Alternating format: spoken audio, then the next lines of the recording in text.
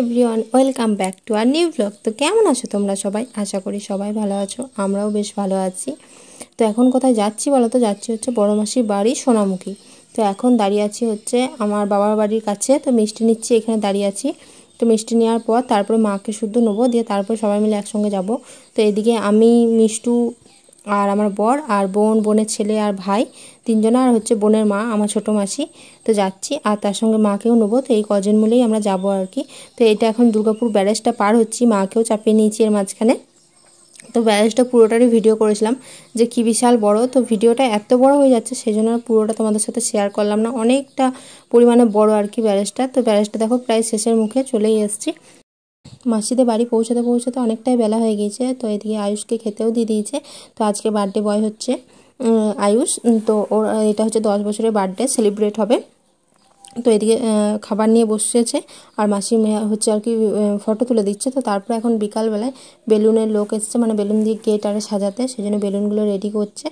তো আর আমি আর বোন আর মাসি মেয়ে তিনজনাতে মিলে যাব হচ্ছে একটু পার্লারে। তো মাসি মেয়ে হচ্ছে পার্লারে সাজবে, আর আমি আর বোন তাড়াহুড়ো করে ভ্রু প্লাগটা করা হয় নাই। আমরা এমন মানুষ, ভ্রু প্লাগটা শুধু করে আসিনি তাড়াহুড়োর মধ্যে, মানে যাবো না ঠিক ছিল আর কি, যে যাবো না, হঠাৎ করে ঠিক হয়েছে যাবো, এই জন্যই করা হয়নি। তো এখন এই যে সোনামুখী রাস্তা দিয়ে যাচ্ছি। তো রাস্তার দুপাশটা একটু নোংরা। তো এখন মানে ড্রেনের যে নোংরাগুলো তোলে না, সেগুলো রাস্তার মধ্যেই রেখে দেয় আর কি, সেই জন্য রাস্তাটা যেন বেশিই নোংরা হয়ে থাকছে। তো এখন আমাদের দুজনকে গ্রুপ লাগা করা হয়ে গিয়েছে। তো আমি মাসি মেয়েকে বলছি রাস্তাটা চিনে বাড়ি যেতে পারবি তো, তার কারণ সোনামুখীর রাস্তাগুলো একই, বাড়িগুলোও যেন একই মনে হয়। তো বোন তো দিদি তো এদিকে সাজছে মাসি মেয়ে, আর আমি আর আমার বোন দুজনাতে চলে এলাম। তো এসে পর এখানে এইদিকে দেখছি রান্না বান্নাও শুরু হয়ে গিয়েছে। দেখো এখানে রান্না হচ্ছে, আর এখানে না বেশিরভাগ জনেরই এরকম রাস্তার মধ্যে প্যান্ডেল হয়। এটা কিন্তু রাস্তার মধ্যেই আর কি খাওয়ার প্যান্ডেলটা হয়েছে। আর এই যে একটা বেলুনের গেটও করা হয়েছে, আর এদিকে কফি স্টল করা হয়েছে। এখনও কোনো কিছু রেডি করেনি, এই সবে সবে এসছে। তো আমার কিন্তু ভীষণ পরিমাণে শরীর খারাপ, মানে আমার আসার এতটুকুনো ইচ্ছা ছিল না আর কি, কিন্তু বর অনেকটা জোর করলো। আসলে আমার মাসির ছেলের সঙ্গে আমার বরের খুব ভালো একটা সম্পর্ক আর কি, বন্ধুর মতো।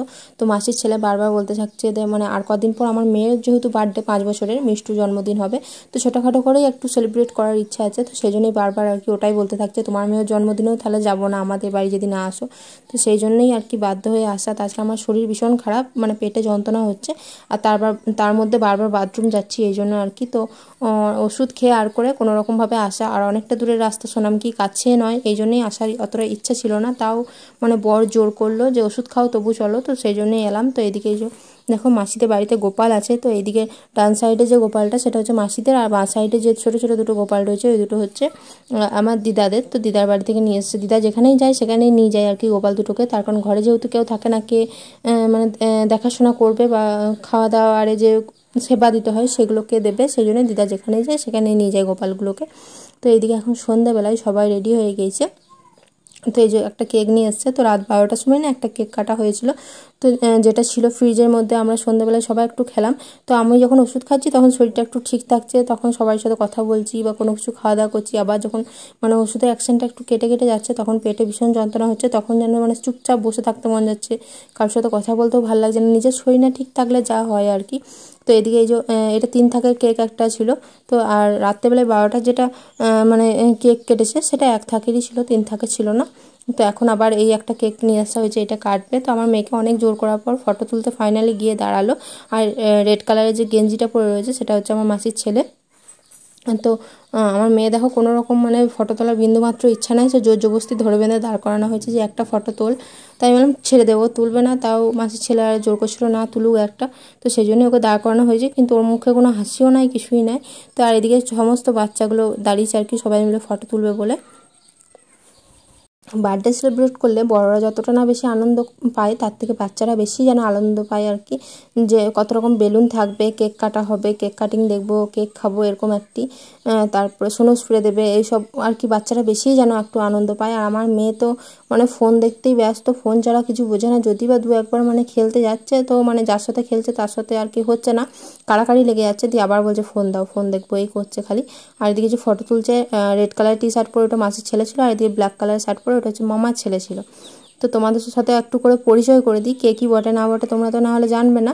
তো আর এদিকে মাসিদের বাড়িতে এসি লাগানো হয়েছে, তার জন্য না সমস্ত কিছু মানে জানলা দরজা সিল করে দেওয়া হয়েছে আর কি পলিথিন দিয়ে। তার কারণ অনেক দিন আগেকার ঘর তো, এই জন্য জানলা দরজার পরিমাণটা একটু বেশি, মানে জানলা তারপর ভেন্টিলেটারের পরিমাণটা একটু বেশি, অতিরিক্ত ভেন্টিলেটার 8টা না কটা ভেন্টিলেটার রয়েছে দেখলাম, আর জানলাও অনেক কটা রয়েছে। তো সেগুলো পলিথিনের মাধ্যমে কোনোরকম সিল করে রাখা হয়েছে। তার কারণ পুরোপুরি তো বন্ধ করে দেওয়া সম্ভব নয়, করে দেবে পরে, তো হঠাৎ করেই এসি নিয়েছে আর কি। তো সেই জন্য ওরকমভাবে পলিথিন দিয়ে ইয়ে করে রেখেছে, বন্ধ করে রেখেছে যাতে না হাওয়াটা বেরিয়ে যায়। তো এদিকে এই যে মাসি হচ্ছে মাসির নাতিকে রূপোর ব্রেসলেট গিফট করছে বার্থডে উপলক্ষে, তো সেটাই এখন পরিয়ে দিচ্ছে আর কি। আর এইদিকে হচ্ছে হোয়াইট কালার ব্ল্যাক কালারের শাড়িটা পরে হয়েছে, এটা হচ্ছে মাসির মেয়ে, ওরই ছেলের আজকে হচ্ছে জন্মদিন 10 বছরে।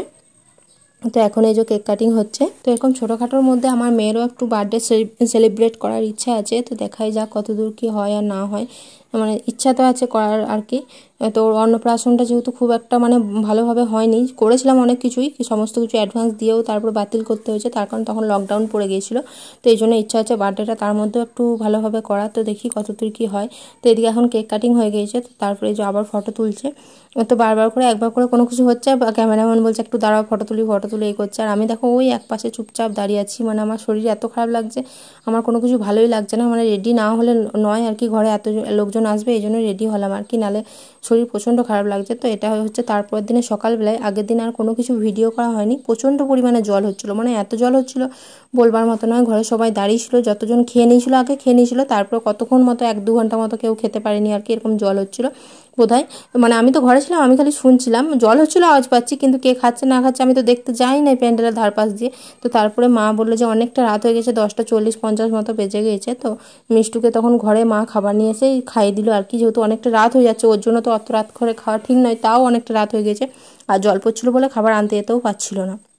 তো তারপরে আমরা অনেকটা রাতের দিকে খেয়েছি, জল ছাড়িয়েছে তারপরে। আর আমার শরীর যেহেতু ভালো ছিল না, ভিডিও করা হয়নি কোনো কিছু। তো এখন হচ্ছে বাড়ি যাচ্ছি, এখন বেলা 10টা 10:30 বাজে। তো বাড়ি যাওয়ার পথে এখানে হচ্ছে পড়বে হচ্ছে একটা জায়ের মেয়ের বাড়ি আর একটা ননদের মেয়ের বাড়ি, ওরা হচ্ছে 2 বোনে বোনে যাওয়া হয়েছে। তো ওই যে ওদের বাড়ি চলে এসছে এই যে, আর ওদের এখানে নদী আছে, তো নদীটাই সবাই মিলে এই যে দেখতে এসেছি। তো নদীটায় এখন প্রচুর জল রয়েছে, উপর থেকে দেখছি, নিচে আর নামলাম না। তো বারবার ফোন করছিল যে মানে আসার জন্য, ওদের বাড়ি যাওয়ার জন্য বারবার বলছিল যে মামি আসবে এই করছিল আর কি, মানে ননদের যে মেয়ে হচ্ছে তার তো আমি মামি হচ্ছি, তো এরকম বলছিল আসার জন্য। তো সেই জন্যই ভাবলাম যে সেই যখন ওদের মানে বাড়ির রাস্তা হয়ে বাড়ি যাবো, তো একবার মানে সবসময় তো যাওয়া হয় না, একবার ঘুরেই আসি, এই জন্য আর কি এসেছিলাম। তো এসে পর ওদের বাড়িতেই মুড়ি খাওয়া দাওয়া করলাম, তারপরে এই যখন বাড়ি যাচ্ছি, এখন এই যে নারায়ণপুরের মামার বাড়ি হয়ে পেরিয়ে যাচ্ছি। তো এইখানে একবার মানে একটা গাছ কাটা হয়েছিল, তো ঠাকুরের রূপ ধারণ করেছিল, তোমাদেরকে সেটাই দেখানোর চেষ্টা করলাম।